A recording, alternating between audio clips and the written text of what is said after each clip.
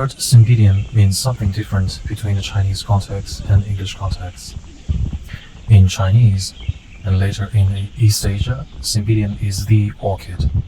And of course, on this continent, there are many genera that can be categorized into Orchidaceae. But specifically, the genus of Cymbidium is the orchid in Chinese context. It's called Lan. Other genera are all referred as foreign orchid, despite they might be originated in the land of China or imported. There are 7 major species of Cymbidium that can go into the horticultural category, which are, I don't want to butcher the pronunciation, so I list them here. Sometimes other species will also be included, but for common horticultural gardening terms, these 7 species are covering most of them. The common Cymbidium that are popular in the Western market are hybrids between many species, firstly bred in 1889 in UK, which are not included in Asian Cymbidium culture by hobbyists categories, even though they are popular in China during the Spring Festival as New Year's decorative flowers, along with Phalaenopsis, Narcissus, etc. There might be some elitism in it, but also, aesthetically, the Cymbidium hybrid usually have huge foliage and huge flowers, which is aesthetically so different, but suits the New Year's fiery and busy vibe.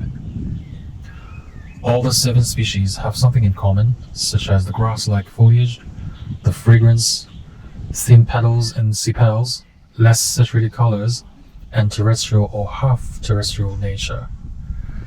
But these years, varieties with red and pink flowers are getting more popular. And due to their grass-like foliage, among the Cymbidium hobbyists and horticulturists and gardeners, they are often called grass for short.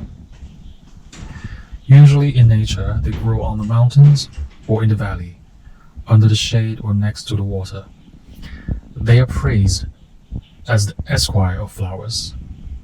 I guess it's because of their hermit habitat and what they symbolize, for they look like grass when they're not flowering, but once they bloom, the fragrance can radiate far, far away, thus give them a pride nature,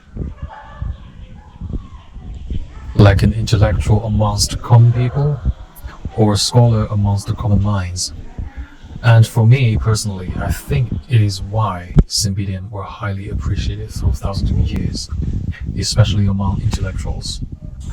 And of course, all the symbolization are given by human beings, so culture is one side, but when you grow flowers, it is to please your eyes and your nose, so you don't have to find reasons to love any flowers. Cymbidium goringii in Chinese is Chunlan, literally means spring orchid.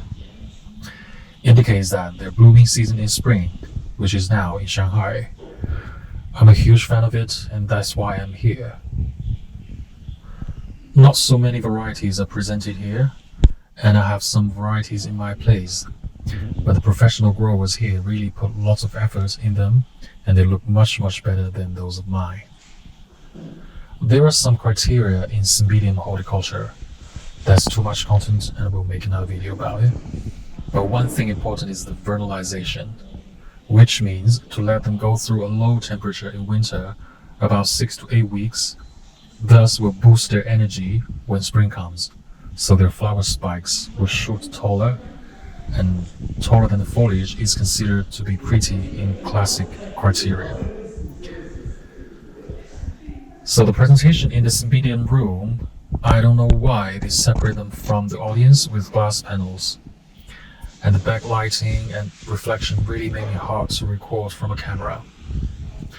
I hope that you can see them clearly. I was there in the afternoon, and usually Cymbidium's fragrance is stronger in the morning when the sunlight shines on them. So now the fragrance is very subtle, but still it is impressive in this little room.